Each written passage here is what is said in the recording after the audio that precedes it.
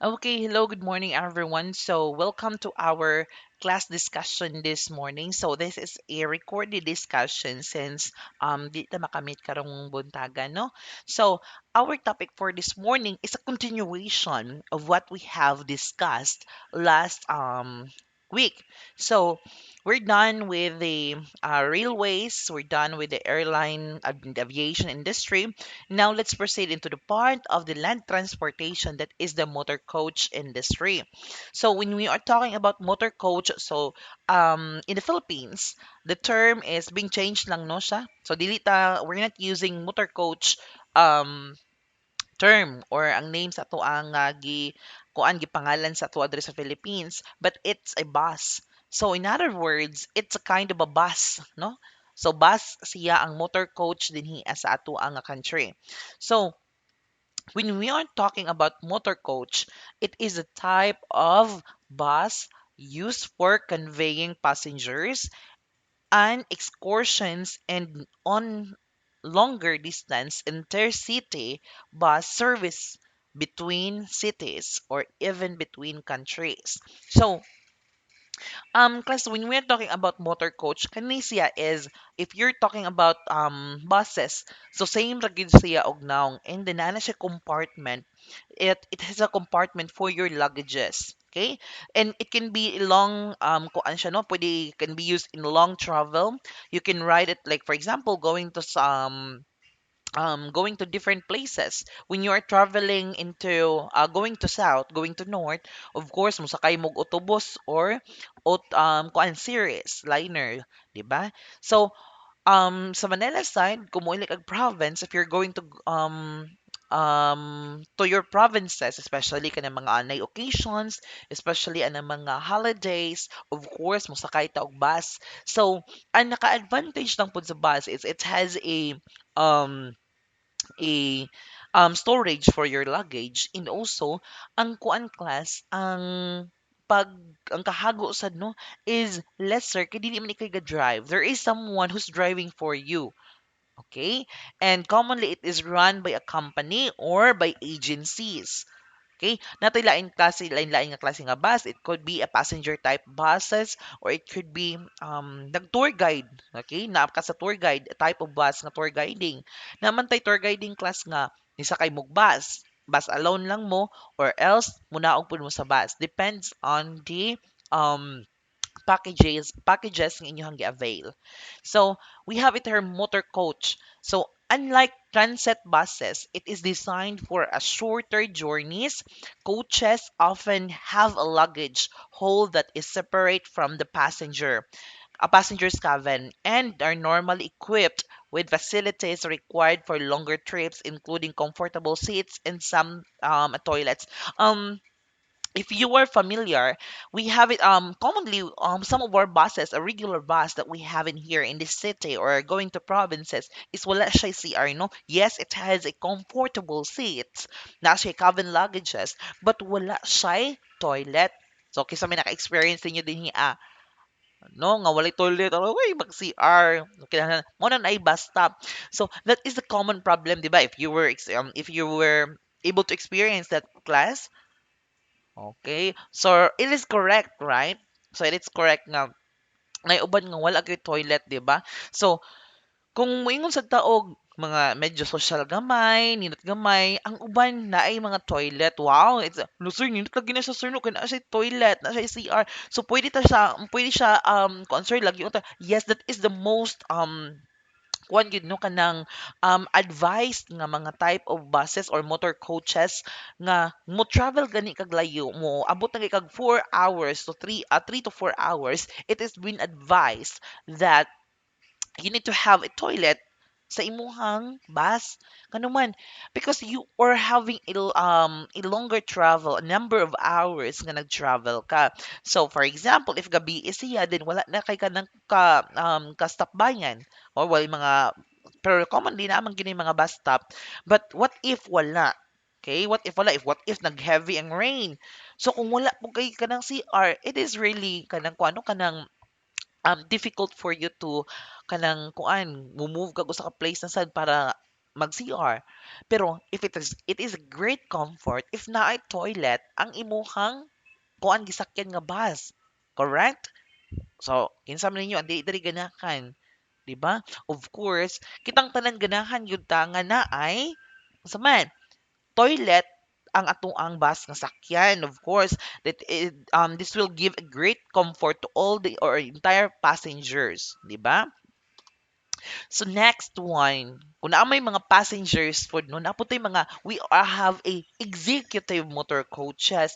Unsa man ni ang mga executive motor coaches? So executive motor coaches offer a higher level of comfort and luxury and they're great for special business and social occasions. So kinsa man ning mga nagakuan na ni mga executive, for example, maybe kaning presidents, mga dagkong ang tao sa politics or could be mga actresses basta mga dagko siya mga tao no na ay ang ilahang kuan ba status and prestige is really makaingon ka oy hi kaayo ang kuan ang pagtan-aw sa iya ha sa mga tao, di ba? That's it.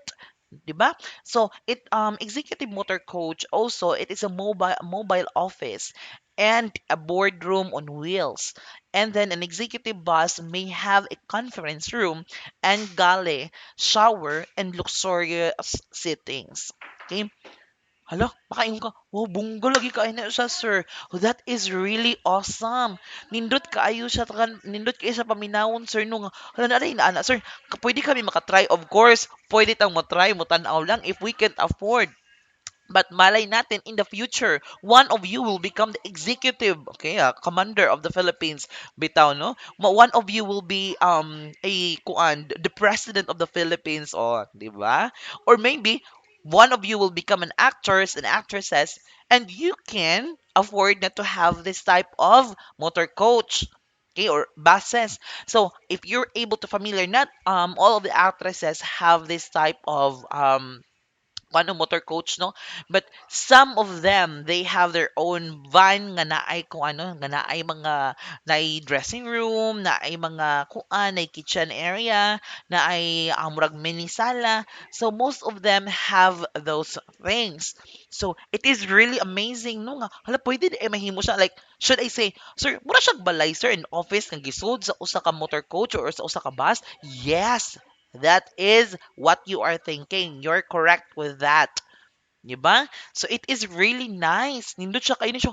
Oh my goodness, nindot ay siya. But the price for that is dili pud inana siya kabarato. Of course, as what I've said, whatever nga mga um services nga mga avail, of course, naagi na siya kapalit nga kwarta. Okay? It should be purchased or naadyo na siya bayranan. Nagi na siya price. 'Di ba? So the next one is an executive motor coach ideal for groups of 5 to 20 travelers and traveling to 300 to 400 miles. Okay? So imagine that. Dako ang masulod, daghan ang masulod nga tao. 'Di ba? If you're talking about this type of executive motor coach. So it is also a good option for local outings such as corporate meetings, transporting weddings parties, and when you want a more intimate setting for your group. So inaana siya no, inaana siya ka laisyo and ka social. Okay? Next one is advantages of motor coach travel. Unsa man the advantage aning motor coach travel or bus travel? Of course, if you are in an executive, lahi pod ang imong advantage po, no? Lahi ang advantage. Lahi pod kung naapo ka sa regular buses or motor coach. O sige, kung moingon taog ka ng kung ang advantage sa executive, of course, it's given there that you can have a mura kag naka sa imong balay, you are bringing your home sa imong sakyanan and you can travel with your home. 'Di ba? Mura siya in-ana class. 'Di ba? Mura siya gidala imong balay. 'Di ba? But in the regular or the passenger type of motor coaches or buses, of course, the advantage that we have it here, same also with executive, no driving hassle, no need ka driver's license, no need for you to worry about. But make sure nga imong driver is professional driver or having an experience in the industry of driving or driving vehicles, automatic or manual in a long years na no. dapat knowledgeable po di imong driver kay bisan pag may hassle free ang pag-drive niya imong driver di ka mao majunggo ta ana no. So mga hewe ta ana. So nana siya. Like for example, kato naga-travel me, it's not a bus but it's a van. Like okay, should I consider like it's a motor coach? Like we're traveling in hassle free because ang among driver is kamao ang driver, good ang driver, maayo socialize ang driver. So it is really awesome and it's we're having fun. Diba? Dili siya inaanak ka kalipong-lipong ang travel. Okay? The next number is we have it here hassle-free planning. Of course, you will just inform the driver nga okay kuya, adto mi padong aning lugar ah. Okay? Mao ni kuya adto mi padong. Of course, what you need to do is you can talk to your seatmates, you can relax, you can have some Facebook, you can scroll your Facebook basig na chat si crush or wala ni chat si crush, di ba class? O di ba? Kung masakay ta og bus, but make sure nga kung public gani nga mga buses, be attentive also no kay basin niya nanay ni saka diha ang nga kanang kuan manulis. Simba ko lang. And we can avoid those things. Or maybe, naibaroy mga kakulian. Make sure also be attentive lang po also on what are the happenings. Okay? Even though it's hassle-free, no driving na responsibilities, but make sure that you are also wine kanang attentive no kay wata kay balo sa mga panghitabo. So the number three, expertise of a tour guide. Of course, if you are in a tour, of course na tour guide. Pero if you're in a regular bus, sakay lang ka, wala na siya tour guide, of course. But if you are availing a tourist destination, if you're going to a tourist destination and you are availing an agency, and then na ay tour guide, of course, ang tour guide, the expertise of the tour guide will give you enjoyment and knowledge of the place kung asa ka mo adto. 'Di ba? Number four, socialize. So, means socializing is kana kay mga kauban. Of course, if you're not alone in the kuan in the inside the bus. You have some friends or maybe unknown person or strangers from you. But what you need to do is you can always talk to them. 'Di ba? In a good manner, of course. In a friendly manner, of course. 'Di ba? Para you will enhance and you can learn how to socialize with other people also. 'Di ba? Malay mo gwapo imong katapad moingon ka hi or gwapa imong katapad hi. So that is part of socializing. 'Di ba? Saying a simple hi, hello, it's a start of being a socialized person, 'di ba? Kay basta niya mang snap kaniya ka di na ko siya type, di na ko siya friend. Of course. So number five, okay, one of the advantage of motor coach travel is safety. Of course, safety because it is already planned, no, planado na siya. It has been arranged by if you are having an agency, it's been arranged also by the agency, and the responsibility is not yours. The responsibility is within the agency or in the bus company. So inana siya class. So it's a great number six, it's a great for the environment. And motor coaches also know if we are talking motor coaches nganong good man pud siya sa environment. One of the thing nga good siya sa environment, it's because the number of usage of vehicles, okay? Number of usage of the vehicles is limited compared sa kung magtagsa-tagsa sakyanan, no? Imagine, for in a one bus, pilang capacity, for example, butanta si Tinta or should I say, okay, pinakadaghan siguro 100 baron ka tao. Okay, I'm not sure about that ha. Pila capacity sa mga buses. But for example, naatay 70 or 80 ka mga passengers nga kuan diha. Kung usa lang ka bus ang magdagan, paraan ang mga tao. Okay, less ang pollution. Okay, less ang pollution, di ba? But if kana mga tawhana magsakay na magdaan kag tagsa-tagsa nga kasakyanan, that is already a contribution to air pollution. 'Di ba? And what we are experiencing now is this is the current problem that we have. Most of us daghan na kay mga sakyanan, private vehicles, motor vehicles, like motorcycle and mga cars. So daghan kayo no. So mahug siya one person is riding or bringing its car in the street, 'di ba? So lahi dako gyud siya ka kanang kung ano ka lahian. Imagine that. Pila ka buok ang mo-contribute sa air pollution if ang kanang 100 nga passengers sa usa ka bus nga nagdala pod og mga sakyanan. kung nagdala sila sa sakyanan, di ba?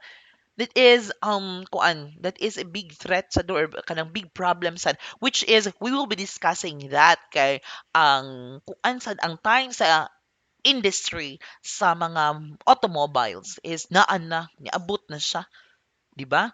So it is a threat for the railways industry in the automobile, no, I mean in the motor coach industry, di ba? Ang kaning automobile industry.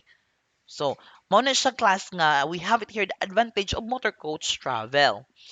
So, um, what we have it here is kung ano, kanang ang sunod na nga topic is ang automobile industry. So, unsa man ni siyang automobile day, sir? So, most of the time we always kung ano sa moingon tag car, sakyanan, sports car. Basta moingon tag car, mo na automobile na siya, no? So most of the travel in the world takes place in the automobile. As you can see, in the industry right now, we can daghan na kaayo og mga sakyanan, no? Daghan na kaayo og mga sakyanan nga naglipan na. Pwede ra gali ka makakuan lang, maka-down og kanang ginagmay lang, maka-down. Kanagi uban zero kuan no? Zero nga mga kanang zero down payment. Automobile. So, mo na siya class nga kung moingon ta og kanang kuan, moingon ta og kanang magkuan ta dala tag car, magpalit og car, easy na lang karon sa panahon karon. Diba? It's easier for us to purchase. Okay? But some of the people will most of the people no is mo pronounce ani nga word mo ta mo kan ani nga word na automobile, okay, automobile or automobile. But Automobile. commonly it is a practice as automobile, and then some of them accept na sad siyang automobile, no? So what we have it here is to understand, but commonly moingon gyud ta nga car, di na ta moingon nga auto unsa na siya nga auto, but commonly we call them as car, di ba? Sakyanan, no? Moingon tag car. Okay, hindi ta kag car. What's your car? Okay, di ba? So the real inventor of the automobile was Carl Benz of Mannheim, Germany. So brought to decline of the train's popularity in the most developed countries. So auto travel is the most expensive and convenient form of travel. Nga expensive man siya. So it's because naamang siya mga features nga gipamutang class. So there are features nga gipang butang ano, like for example GPS, built-in nga audio, okay, GPS, built-in audio, indicators sa paman, auto driving, um auto driving is most popular in this brand Mazda. So kani siyang Mazda nga automobile is kuan siya class kanang mas common siya nga kanang ginatawag og nindot, ginatawag nato nga mga nindot kay og features do kana siya auto driving. Okay? So naa siya auto driving ang Mazda. And then we have some other cars nga naay mga features din cameras, audio. So naay lain-lain nga mga features. Mo na siyang expensive siya. So ay bisan kay kana akong sakyanan o nga kuan di gina siya ingon ka branded akong sakyanan, like ang brand sa akong sakyanan is Kia, but it's quite expensive na sad, no? If you are not really that stable in the income, di ka inaana ka kwartahan, di ka inaana ka kuan, so mahalan gyud ta, no? So but some of the other personalities in the country maingon ra gyud barato ra nila, well dato man sila, but depende gina sa imong capacity or capabilities in purchasing automobile. Okay? So we have it here. Automobile it is one of the growth of the car's ownership necessitated road improvements. Okay, nga naman siyang gikuan man siya to road improvements. It's because as you can see there are a lot of peoples already kanang nagagamit og cars.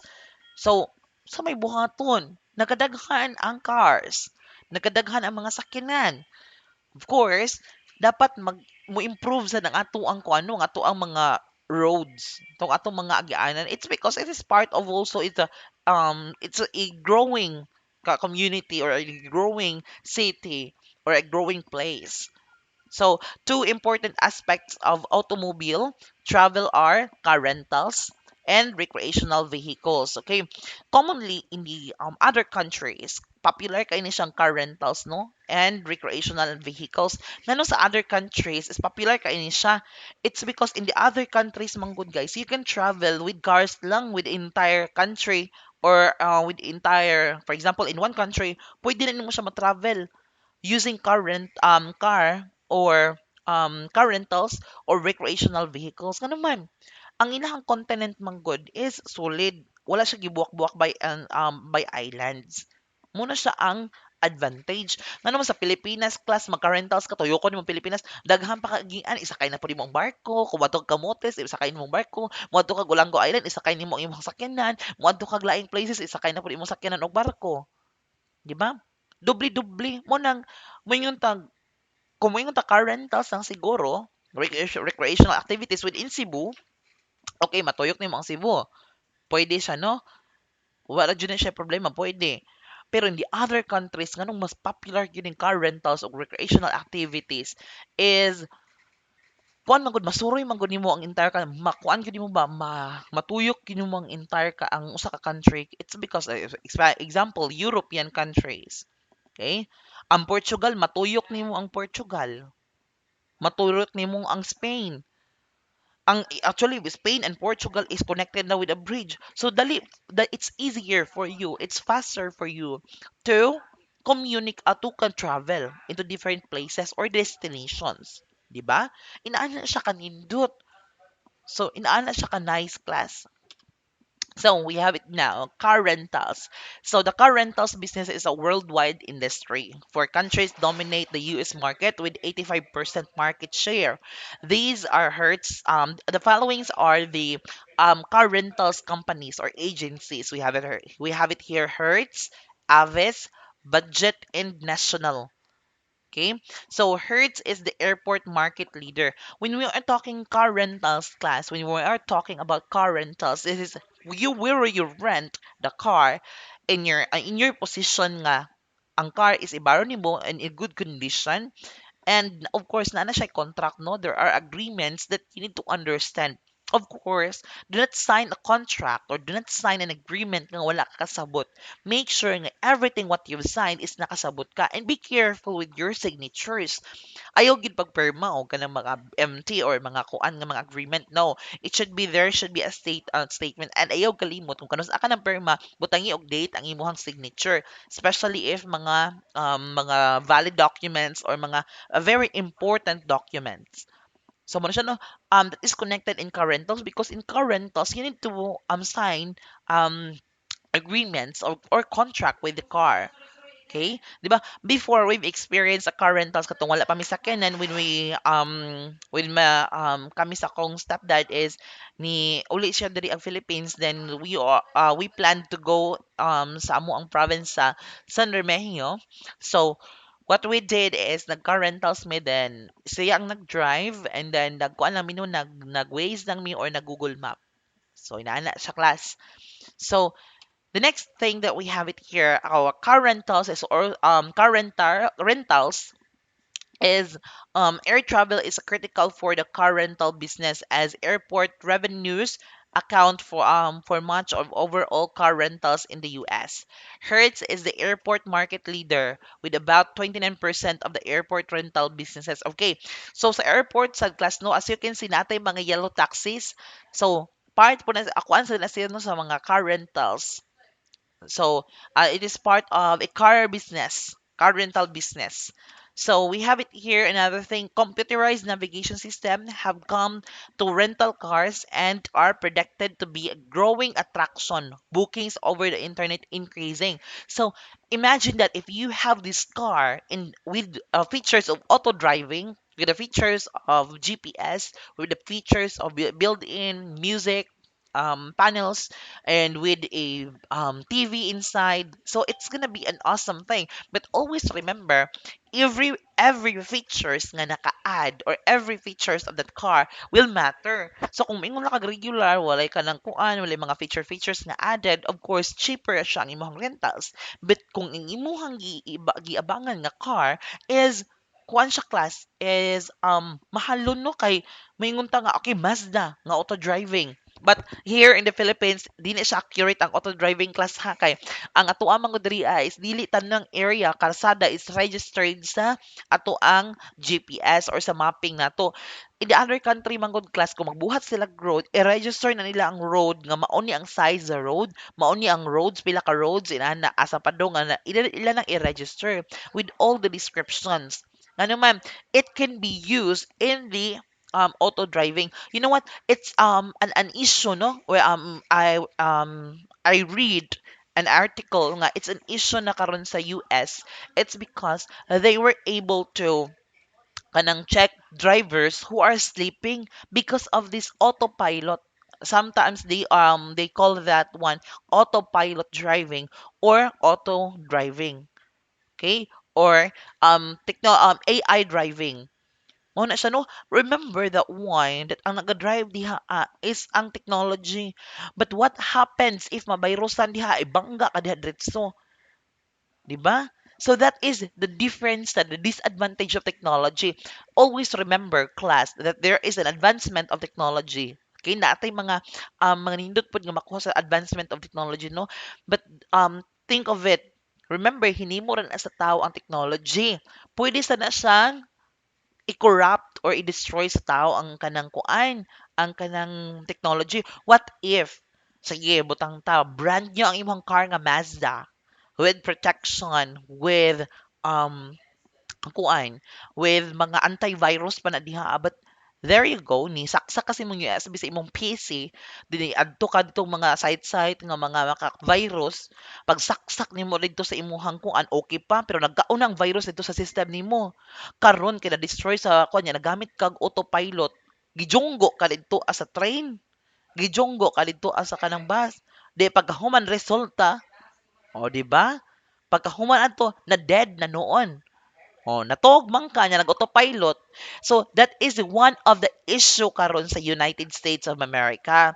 Ano man, they're currently passing along even what is the feature of your cars, what is the feature of your what is the feature of your technology that you have or you've acquired. Of course, when in terms about safety precautions, of course, you need to be attentive on that. So, kung nahog pa siya class, nga, ay may paywa na lang di ay driver's license, kay ang autopilot raman di ay ang kanang kuan gamito nato, no? May paywa na lang yung driver's license, ug mauhon. So, it's useless ang driver's license kung matug man lang di ka mga drive, kaya nag-autopilot ka. What if mahak ang imuhang signal? Nga, kanang kuan ka, da kay business, na kay kuan, dako ka nga tao. Hala, i-auto drive nila adto ka dadon sa kanang kuan. So ang kaso anak class is maglisod ka kuan sa kaso na kay nganuman. Wala may matrace except lang if matrace ang imong domain, 'di ba? Inaana siya class, there are advantage and disadvantages, no? So sa mga features, sa mga latest features karon. Okay. So the next topic that we will be talking by next meeting or we will be discussing by next meeting is the cruise industry. This is the water travel. Okay, this is a sea transportation or water transportation. Okay, so class, once again, thank you so much for attending this class discussion this morning.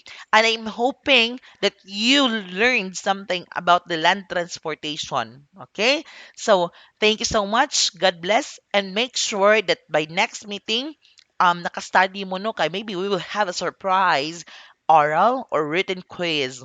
Okay? God bless everyone. We'll see you next meeting and enjoy your day.